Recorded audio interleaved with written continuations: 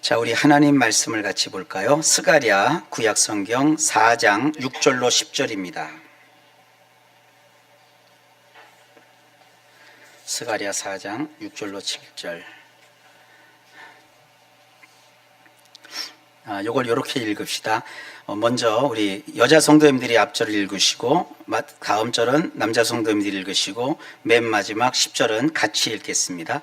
자, 우리 6절부터 시작합니다. 시작.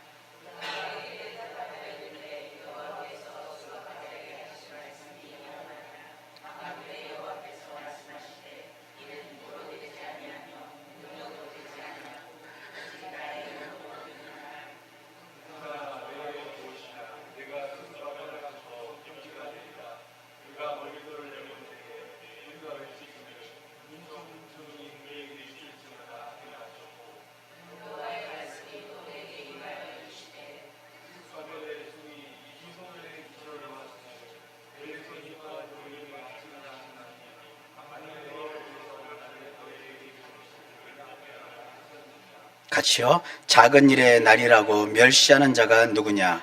사람들이 수룹바벨의 손에 다림줄이 있음을 보고 기뻐하리라. 이 일곱은 온 세상에 두루다니는 여호와의 눈이라 하니라. 아멘. 기도합니다. 하나님, 오늘도 우리에게 말씀하옵소서. 예수님 이름으로 기도하옵나이다. 아멘.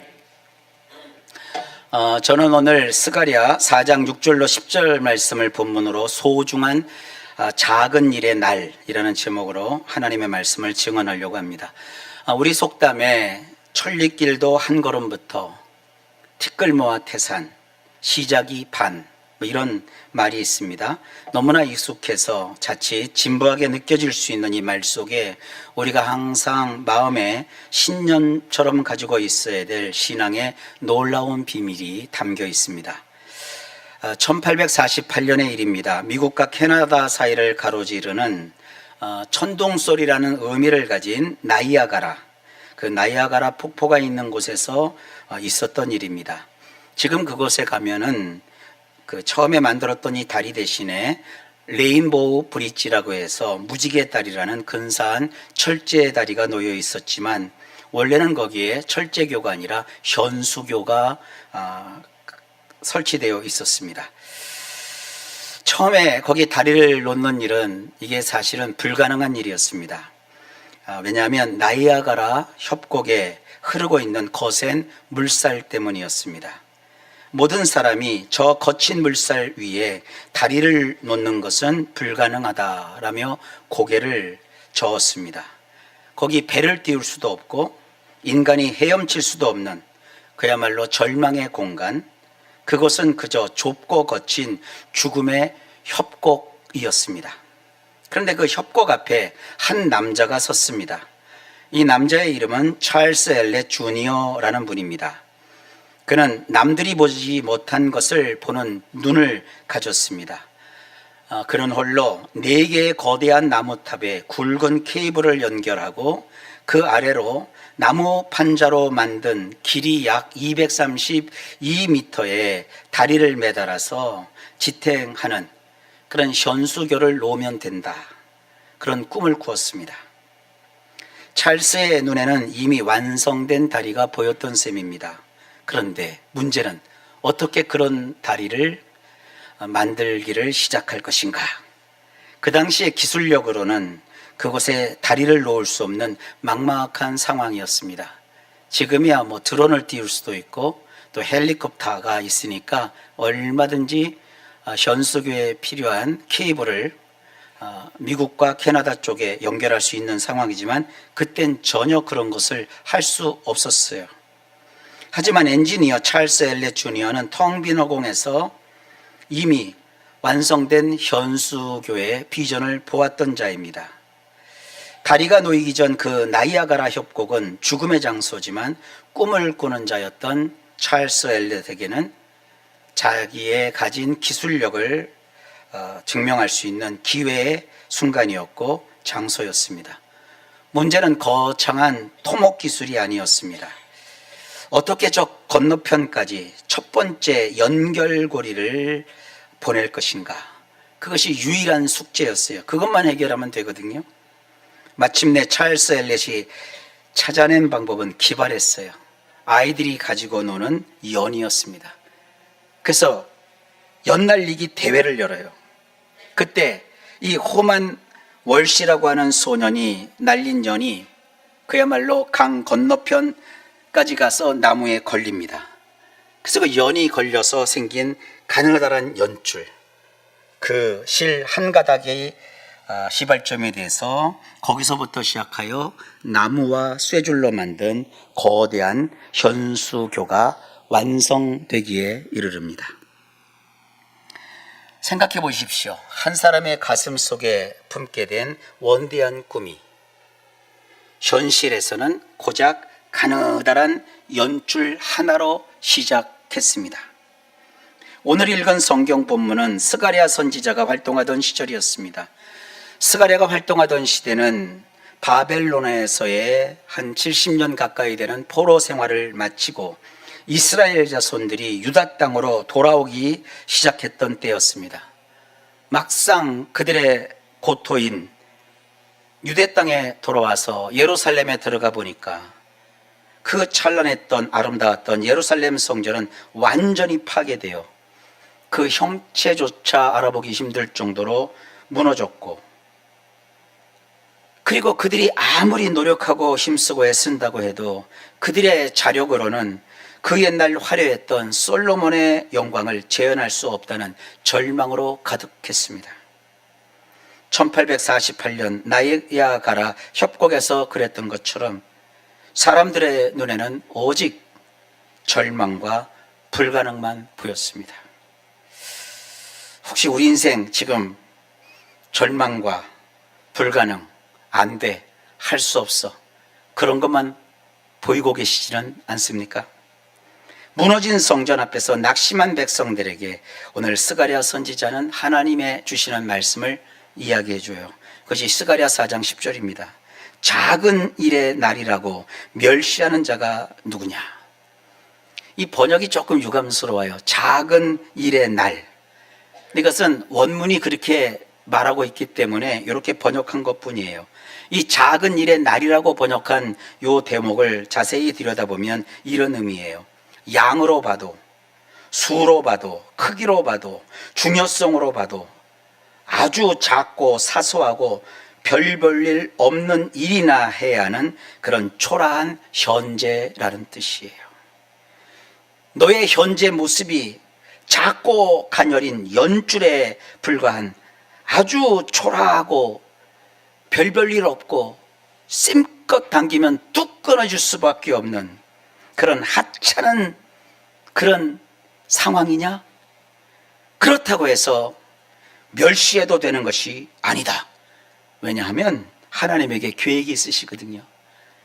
도리어 그 작은 일의 날은 소중한 순간, 위대한 일이 시작되는 출발점인 거예요. 하나님은 수룹바벨이라는 그 민족의 지도자의 손에 든 다림줄 하나를 보고 일부 사람들이 말합니다. 에게 저게 뭐야? 예루살렘이 다 무너져 내렸는데 저딴 것으로 도대체 뭘 할 수 있어? 그러면서 멸시하는 자가 혹 있느냐? 이렇게 물어보고 계시는 거예요. 그러면서 하나님은 전혀 새로운 말씀을 하십니다. 오늘 스가랴 4장은 무너진 성전을 재건하기 시작하는 현장입니다. 지도자 수룹바벨의 손에는 다림줄이 들려져 있습니다. 이 다림줄은 건축물의 수평과 수직을 잡는 아주 기초적인 도구입니다. 그 당시 사람들은 낙심했어요.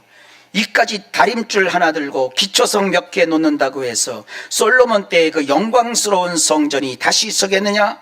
가로 열고 다시 섰어요. 가로 닫고. 그들은 작고 사소한 일에 불과한 현실의 그 작은 일의 날, 곧 초라함만 눈으로 보았습니다. 하지만 하나님의 시선은 달랐습니다. 10절을 보십시오. 하나님은 수룹바벨 손에 있는 다림줄을 보고 오히려 사람들이 기뻐하게 될 것이라고 말씀하십니다.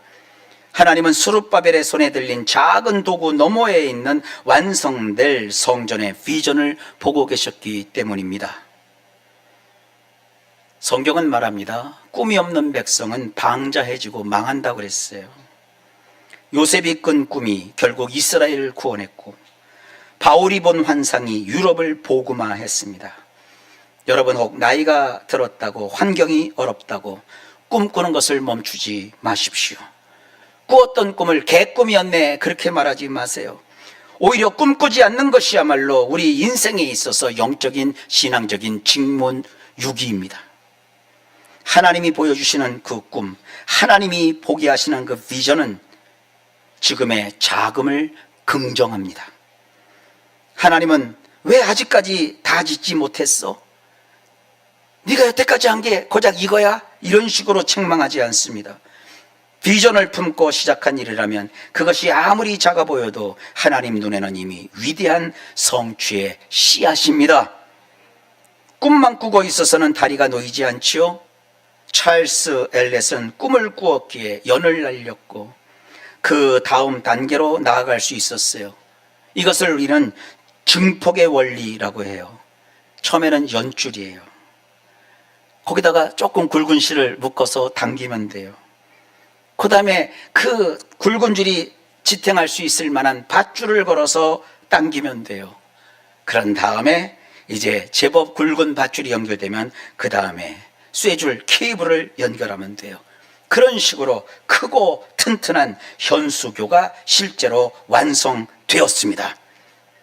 연줄이 밧줄이 되고 그리고 케이블이 되어가는 과정에서 정말로 필요한 것은 단순한 시간이 아니라 그때그때 목숨을 건 신뢰였습니다.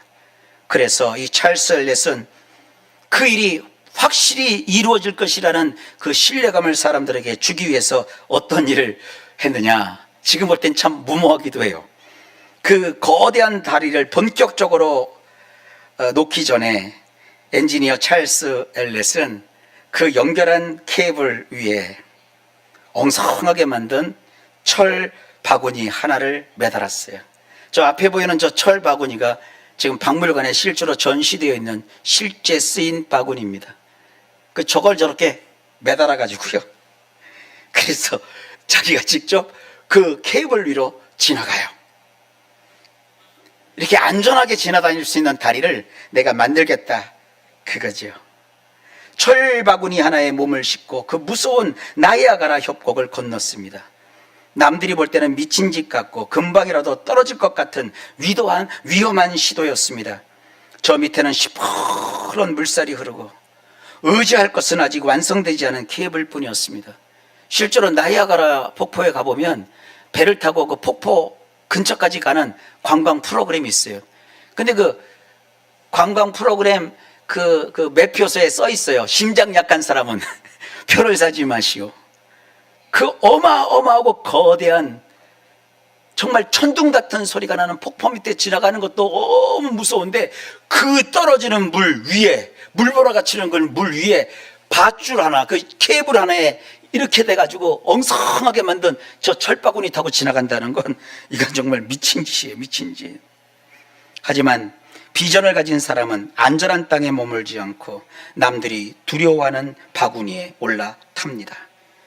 왜냐하면 그 눈에 보이는 흔들거리는 바구니를 믿는 것이 아니라 반대편까지 연결된 견고하게 엮인 케이블과 가야 할 목적지를 보았기 때문입니다.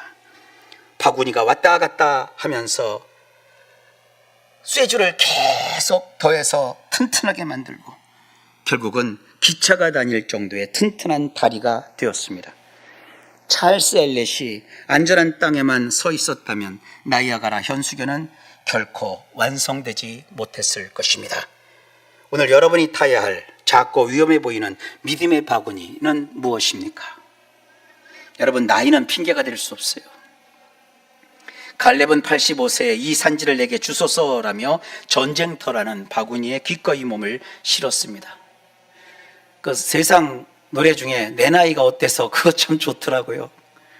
내 나이가 몇인데라는 말은 사실 사탄이 주는 마취제입니다. 나이가 많다고 못하나요? 아니요. 하나님 앞에서는 꿈꾸고 도전하는 자가 진정한 청년입니다. 우리는 너무 완벽하게 준비해서 시작하려고 해요. 돈이 모이면, 시간이 좀 남으면, 나중에 이 일을 마치고 은퇴하게 되면 아닙니다. 지금 가진 그 작은 실력, 지금의 그 부족한 환경 속에서 남들이 보기엔 위태로워 보이는 그 믿음의 바구니에 먼저 올라타십시오. 하나님은 나중에 완벽함보다는 지금의 용기 있는 시도를 기뻐하십니다. 올 한 해 우리가 구체적으로 시도해야 될 도전이 무엇일까요? 제가 세 가지를 제안하려고 합니다. 첫 번째로 새로운 배움이라는 인생 바구니에 올라타십시오. 배움은 끝이 없어요. 나이를 불문하고 새로운 것을 배우기 시작하십시오. 그것이 성경 공부가 되었든 새로운 언어가 되었든 봉사를 위한 기술이든 상관이 없습니다. 이 나이까지 먹어서 뭘 이러면서 주저앉지 마시고 배움의 바구니에 올라타십시오. 그 작은 시도가 훗날 하나님이 쓰시는 강력한 도구가 될 것입니다. 여러분, 우리 교회가 이렇게 이 상태로 계속 있을 것 같아요? 천만의 말씀, 외국어를 좀 많이 공부했으면 좋겠어요. 쓸 일이 반드시 생깁니다. 대전에서도 아주 오래전에 어마어마한 국제대회가 있었죠. 엑스포 대회. 그때 통역 일을 하셨던 분들 중에서 연세 드신 분들이 굉장히 많으셨어요. 엑스포가 열린다는 말을 듣고 그 옛날 분들이, 몇십 년 전 분들이 그 은퇴하신 다음에 60 되시고 70 되시는 분들이 영어, 일본어, 중국어 이런 걸 막 공부하셔서 실제로 자원봉사에서 통역하면서 정말 멋지게 일을 해내신 분들 이야기를 우리는 많이 들었어요. 그런 것을 이룬 것이 대전 땅이에요. 여러분, 절대 인생엔 여러분 여기까지 살았으면 됐어 그러지 말아요. 오늘 밤에 잘 있거라 세상아 나는 간단다 하기 전까지 계속 좋은 것을 배우십시오. 그거 이상한 거 건강 정보 그 맞지도 않는 거 그런 거 해놓고 건강 염려하지 말고 좀 생산적이고 도움이 되고 유익한 것을 찾아서 좀 공부를 하십시오. 배우시는 건 끝이 없습니다. 두 번째, 거룩한 시도를 시작하십시오. 마음속에 품고만 있었던 그 일을 한번 저질러 보십시오. 전도하고 싶은 그 영혼에게 거절당할 것을 각오하고 밥 한 끼 같이 하자고 전화를 한번 해보십시오. 그것이 여러분이 타야 할 바구니입니다. 다음 세대를 위해서 혹은 선교지를 위해서 작지만 정기적인 후원을 시작하십시오. 그것이 믿음의 바구니입니다.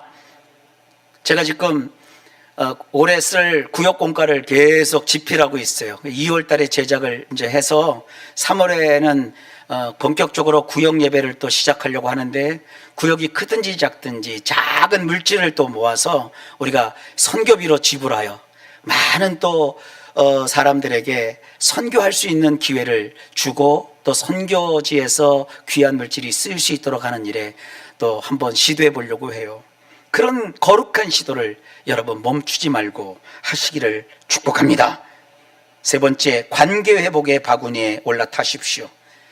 자존심이라는 안전한 땅을 버리고 여러분이 먼저 미안해, 고마워 이러면서 다가가는 모험을 하십시오. 그 위태로워 보이는 화해의 시도가 결국 여러분의 가정과 여러분의 생애와 또 우리가 사랑하는 교회를 하나 되게 하고 그리고 점점 부흥하게 하고 튼튼한 사랑의 다리가 되도록 만들어 줄 겁니다. 나이아가라 폭포의 그 웅장한 다리도 시작은 한 소년의 연줄이었고 한 남자가 목숨을 걸고 올라탄 엉성한 철바구니였습니다.